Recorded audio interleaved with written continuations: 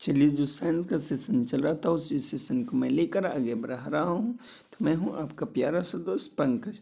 तो मैं आज आपको बताने जा रहा हूँ जो जीएस का जो क्वेश्चन चल रहा था उसी से रिलेटेड प्रश्न को आज मैं लेकर फिर से आज बहुत ही सेलेक्टिव क्वेश्चन है जो आपको देखना अनिवार्य है। आखिरी तक वीडियो को देखें। चलिए, ये है प्रश्न पहला।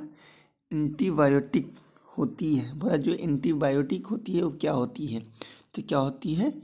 एक दवा होती है। एंटीबायोटिक क्या होती है? एक प्रकार की दवा होती है। चलिए, ये रहा प्रश्न है, निम्नलिखित में से कौन दूध को दही बनाता है? अगर पूछ रहा कौन है जो दूध को दही में परिवर्तित करती है, तो कौन होता है? लैक्टोबैसिलस। क्या होता है? लैक्टोबैसिलस है जो क्या करती है? दूध को दही में बदल देती है।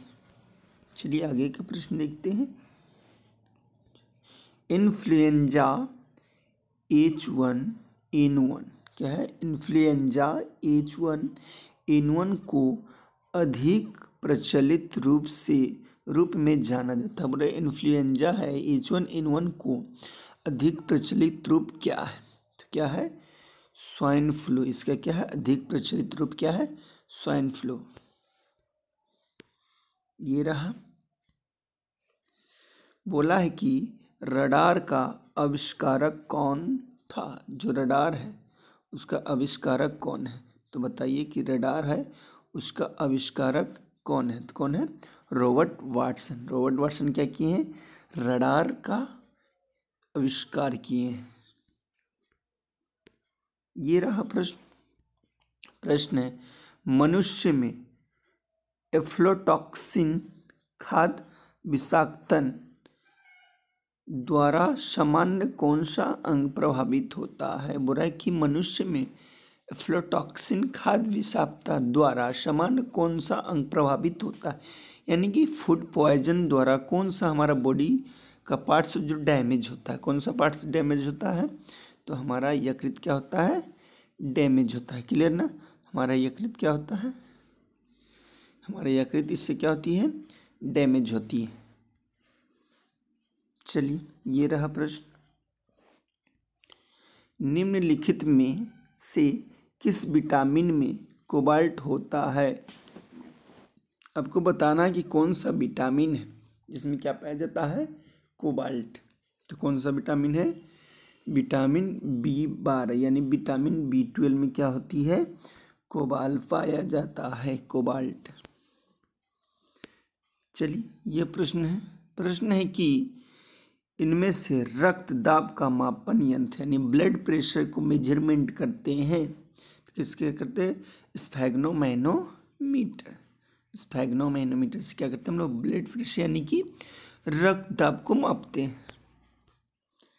ये रहा प्रश्न है, विद्युत उत्पन्न करने के लिए कौन सी धातु का उपयोग होता है? यानी कि इलेक्ट्रिक करंट जनरेट करने के लिए कौन सा हम लोग धातु का उपयोग करते हैं? तो कौन सा?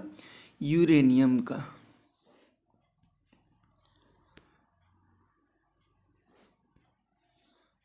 लोलक की काल अवधि यानी कि टाइम पीरियड किस पे निर्भर करता है? किस पे निर्भर करता है? लंबाई पे। लोलक के ऊपर निर्भर करता है, लंबाई पर। लोलक जो होता है उसका लंबाई के ऊपर क्या करता है? ये निर्भर करता है।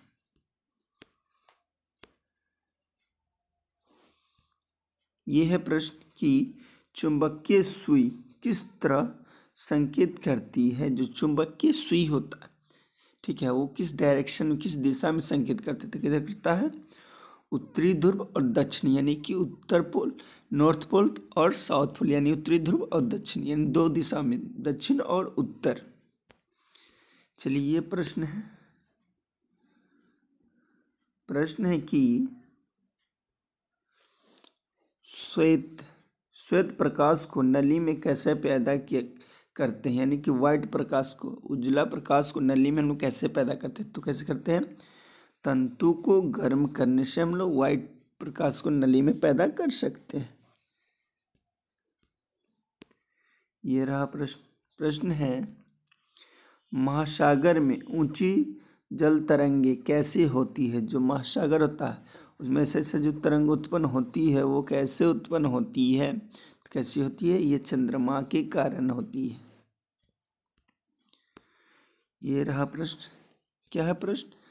कमरे को ठंडा किया जा सकता है, जो रूम होता है उसको कैसे ठंडा किया जा सकता है? तो कैसे किया जा सकता है?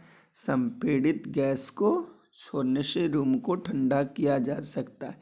इस संपीड़ित गैस की बात की जाए तो कैसे कर सकते हैं संपीड़ित गैस? तो हम लोग एलपीजी देखें, ठीक है ना।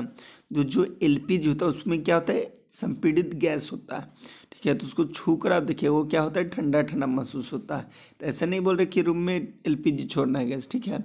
बस इतना याद रखिए कि जो संपीड़ित गैस होती है ना उसको रूम में हम यदि छोड़ते हैं तो क्या होती है? कमरा ठंडा हो जाता है। क्लियर ना?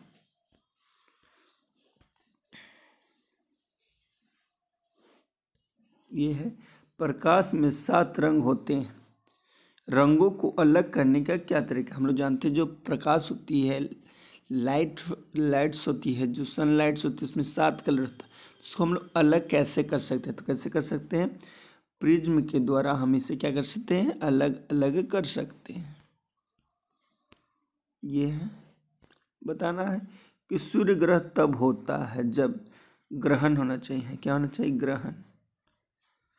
सूर्य ग्रहण तब होता है जब चंद्रमा बीच में होती है, पृथ्वी और सूर्य के बीच में क्या आ जाती है? चंद्रमा आ जाती है, तो ग्रहण लगता है। कौन सा ग्रह? सूर्य ग्रह।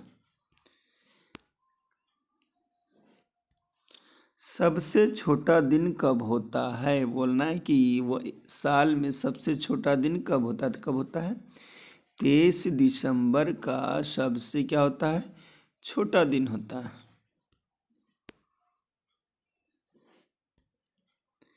सोने को घोला जा सकता है। बोला जो सोना होता है उसको किस में घोला जा सकता है? तो किस में घोला जा सकता है? 3 भाग हाइड्रोक्लोरिक अम्ल तथा 1 भाग नाइट्रिक, यानी कि 3:1, ठीक है ना। 3 अनुपात रहेगा हाइड्रोक्लोरिक अम्ल, 1 अनुपात नाइट्रिक अम्ल। इसी को हम लोग एक्वा-रज्या भी कहते हैं। 3:1 का जो ताज़ा मिश्रण होता है उसको क्या कहते हैं? एक्वा-रज्या कहते हैं। क्या कहता है? सोना को भी गला देता है, इसलिए क्या करते हैं? इसमें सोना को हम लोग डाल सकते हैं। ये रहा प्रश्न। चूहे मारने का जहर किस रासायनिक पदार्थ से बनता है?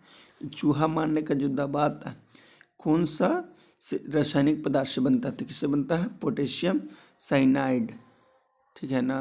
पोटेशियम साइनाइड से क्या बनाते हैं? चूहे मारने का दवा बनाते हैं। ये प्रश्न है कि हाइड्रोजन को जलाने में क्या बनेगा? यदि हम हाइड्रोजन को जलाते हैं, किसको जलाते हैं?